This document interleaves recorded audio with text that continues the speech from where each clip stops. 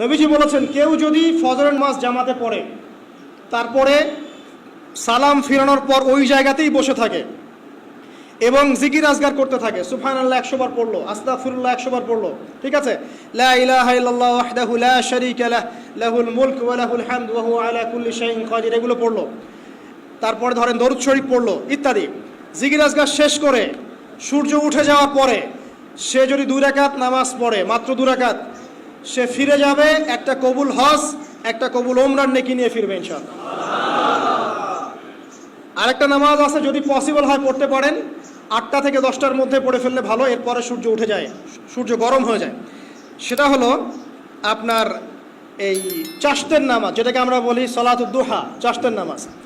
আমরা অনেকে রিজিকের সমস্যায় ভুগি না, দারিদ্রতা, রিজিকের সমস্যা, আমাদের অভাব, এই সমস্যা আছে না? চাশতের নামাজ যে ব্যক্তি নিয়মিত পড়বে তাকে 2টা ফজিলত দেওয়া হয়। কয়টা ফজিলত? চাশতের নামাজ যে ব্যক্তি নিয়মিত পড়ে তার 2টা স্পেশাল ফজিলত। এক, তাকে দ্বীনের জ্ঞান দেওয়া হবে, ইলম মুখস্থ ক্ষমতা দেওয়া হবে, আপনি হিফজ ক্ষমতা বেড়ে যাবে, কোরআন সুন্নাহ মুখস্থ রাখতে পারবেন ভালো ইনশাআল্লাহ, আল্লাহর পক্ষ থেকে বুঝ দেওয়া হবে। আরেকটা হচ্ছে আপনার দারিদ্রতা আল্লাহ পাক দূর করে দেবেন। এগুলা পরীক্ষিত আমল ভাই, এগুলা কোনো গাল গল্প বলছি না, এগুলো পরীক্ষিত। আরেকটা আছে, সূরা ওয়াকিয়া রাতে তেলাওয়াত করেন, সূরা ইযা ওয়াকাআতিল ওয়াকিয়া লাইসা লিওয়াকাআতিহা কাযিবা, এই সূরাটা আপনি তেলাওয়াত করেন, দেখবেন দারিদ্রতা চলে যাবে ইনশাআল্লাহু আযজা ওয়া জাল, চলে যাবেই ইনশাআল্লাহ। এবার আসুন কোরআন তেলাওয়াত নিয়ে 2টা কথা বলে দেই। কিছু কিছু সূরার কিছু কিছু অংশ মুখস্থ করে ফেলার চেষ্টা করেন, প্রত্যেক দিন এই অংশটুকু আপনি নিজে তেলাওয়াত করবেন।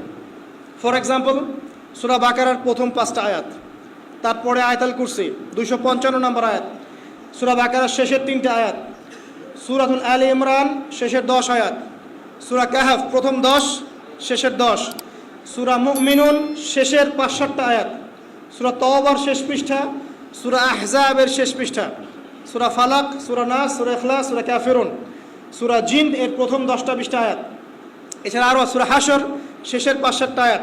এগুলো মুখস্থ করে ফেলেন, প্রতিদিন এগুলো আপনি চর্চা করবেন, পারবেন ইনশাআল্লাহ। প্রত্যেক দিন যদি কোরআন তেলাওয়াত করেন একটা নেকি আছে, একটা ফজিলত স্পেশাল, সেটা হলো কোরআন কিয়ামতের মাঠে আপনার পক্ষে সুপারিশ করবে। যার পক্ষে সুপারিশ করবে ইনশাআল্লাহ তাআলা সে জান্নাতে চলে যাবেই ইনশাআল্লাহ। আর কোরআন যার বিপক্ষে সুপারিশ করবে তার কি জান্নাতে যাওয়ার কোনো সুযোগ আছে ভাই? আল্লাহ বোঝার তৌফিক দেখ, আমিন। চাশতের পরে বাকি যে নামাজগুলো আছে, যোহর, আসর, মাগরিব, এশা, এগুলো আমরা জামায়াতে আদায় করার চেষ্টা করবো ইনশাআল্লাহ আযজা ওয়া জাল। আল্লাহ পাক আমাদের সবাইকে তৌফিক দান করুন। আজকে জুমার নামাজে আমরা যেমন সবাই এসেছি, একইভাবে যেন আসর, মাগরিব, এশাতেও সবাই আসতে পারি।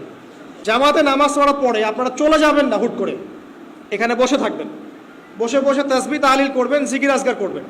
খুব কমন তাসবিহ আছে কিছু, আয়াতুল কুরসি পড়বেন একবার, সূরা ফালাক, ইখলাস, নাস 3 বার করে পড়বেন, তারপরে আল্লাহুম্মা আনতাস সালাম ওয়া মিনকাস সালাম তাবারাকতা ইয়া যাল জালালি ওয়াল ইকরাম পড়বেন, আল্লাহুম্মা আইন্নি আলা যিকরিক ওয়া শুকরিকা ওয়া হুসনি ইবাদাতিক পড়বেন, আল্লাহুম্মা ইন্না নাসআলুকা ইলমান নাফিআন ওয়া আমালান মুতাকাব্বালান ওয়া রিজকান তাইয়্যিবা, এটা পড়বেন।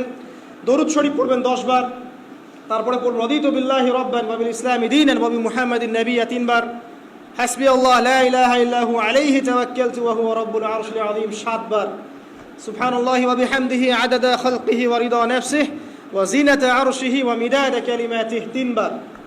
তারপরে আর অনেক আছে, বলতে গেলে আসলে সময় শেষ হয়ে যাবে। আমি একটা বইয়ের নাম বলে দেই, এই বইয়ের মধ্যে সব পাবেন, ঠিক আছে? বইটার নাম হচ্ছে হিসনুল মুসলিম। কি নাম? হিসনুল মুসলিম। অ্যাপসও আছে, পকেটে অ্যাপস রাখতে পারেন, পকেট সাইজ বই পাওয়া যায়, পকেটে রাখতে পারেন, নামাজের পরে খুলে খুলে পড়বেন। এগুলো করতে গিয়ে আপনাকে কেউ বাধা দিবে? এগুলো করলে কি আপনি সন্ত্রাসী হয়ে যাবেন, মৌলবাদী হয়ে যাবেন, জঙ্গি হয়ে যাবেন? এই আমলগুলো করবেন, ছাড়বেন না, ঠিক আছে?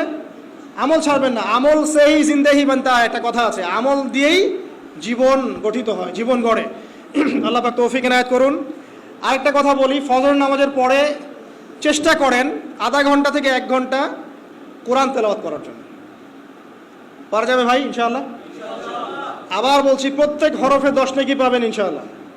কোরআন তেলাওয়াত করলে অর্থ না বুঝেও যদি তেলাওয়াত করেন, প্রত্যেক হরফে 10 নেকি পাবেন ইনশাআল্লাহ। কিন্তু অর্থ না বুঝলে কোরআনের হক আদায় হয় না। আবারও বলছি, আমি যা বলেছি সেটা বলতে আমি দ্বিধা করছি না। আমি বলছি কোরআন তেলাওয়াত করলে প্রত্যেক হরফে আপনি 10 নেকি করে পাবেন। বোঝেন আর নাই বোঝেন, তাফসির বোঝেন আর নাই বোঝেন, অর্থ বোঝেন আর নাই বোঝেন, প্রত্যেক হরফে কি পাবেন? 10 নেকি পাবেন। কিন্তু অর্থ না বুঝলে, অনুধাবন না করলে কোরআন নাজিলের মূল হক আদায় হবে না। কোরআন নাজিল হয়েছে তাদাব্বুরের জন্য, গবেষণার জন্য, কোরআন কেন্দ্রিক জীবন করার জন্য। যদি অর্থ না বোঝেন কেমন করে জীবন করবেন? আর যতটুকু বুঝবো আলহামদুলিল্লাহ, যেটা বুঝবো না ওলামায়ে কেরামের কাছে যাবো, জিজ্ঞাসা করবো, জেনে নিব, সিম্পল। আমি তো আর সব বুঝবো না, বুঝবো? আমি তো সব বুঝতে পারবো না, যেটা বুঝবো না আলেমদের কাছে জিজ্ঞাসা করে নেব। এই নিয়াত আমরা পাকাপোক্ত করি। যদি জামাত না পান, ঘুমিয়ে থাকেন বা ভুলে যান, যখনই ঘুম থেকে উঠবেন তখনই নামাজ, যখনই ঘুম থেকে উঠবেন তখনই নামাজ। যদি ভুলে যান, মনে হবে তখনই নামাজ। ঘুমিয়েছিলেন, ফজর হয়ে গেছে, 8টা বেজে গেছে, উঠবেন, আগে ফজরের নামাজ কাজা করবেন, তারপরে অন্য কিছু ছাড়ার কোনো অবকাশ নাই। মান তারাকা সালাতান মুতাআম্মিদান ফাকাদ কাফার। একটা হাদিসে নবীজি বলেছেন, যে ব্যক্তি নামাজ ইচ্ছাকৃতভাবে, ইচ্ছা করে ছেড়ে দিল, ইচ্ছা হইলো পড়লাম, ইচ্ছা হইলো পড়লাম না, ফাকাদ কাফার, সে ব্যক্তি কুফরি করল। বাইনাল আবদি ওয়া বাইনাশ শিরকি ওয়াল কুফরি তারকুস সালাহ। একজন আল্লাহর বান্দা আর একজন মুমিন মুসলিম, এর মধ্যে পার্থক্যই হচ্ছে নামাজ। এমন হাদিস আছে যে প্রচণ্ড রকম জালেম ফেরাউনের মতো শাসক সম্পর্কে সাহাবীরা জিজ্ঞাসা করেছিলেন, যদি এরকম জুলুম হয় ইয়া রাসূলুল্লাহ, আমরা কি করব? আমরা কি প্রতিহত করব না?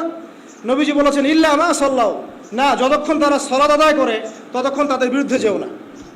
তার মানে নামাজ নাই, ইসলামের খাতায় নাম নাই। অতএব নামাজ কাজা হয়ে গেলেও কাজা করবেন, ভুলে গেলেও নামাজ আদায় করবেন। যদি জামাত না পান, বাসায় পড়বেন। যদি পসিবল হয় মসজিদে জামাত শেষ হয়ে গেছে, বাসায় জামাত করে পড়বেন। নামাজের কোনো মাফ, আল্লাহ পাক তৌফিক দান করুন, আমিন।